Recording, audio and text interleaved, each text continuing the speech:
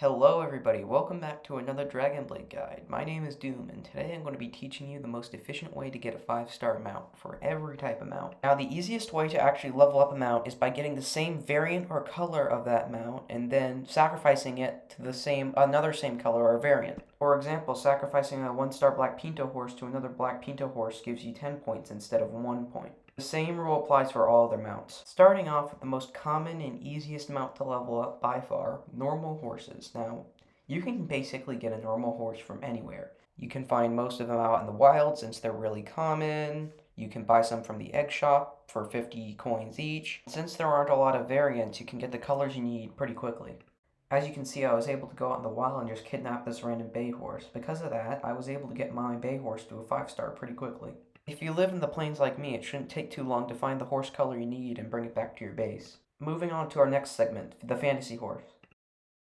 Now, fantasy horses, you can use the same strategy as normal horses, buying eggs or finding them out in the wild. However, fantasy horse eggs are more expensive and they are rarer out in the wild. On top of the rare spawn rate, there are more color variations of these guys, so it may be harder to find the color you need. If you can't find the color you need, just try hatching more eggs or trading your fantasy horse for another color fantasy horse. Anyways, on to the next section.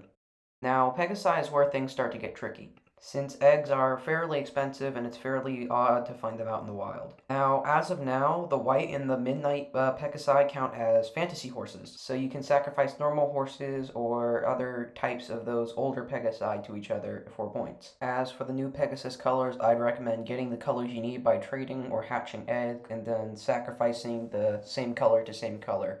It's inefficient to do it any other way.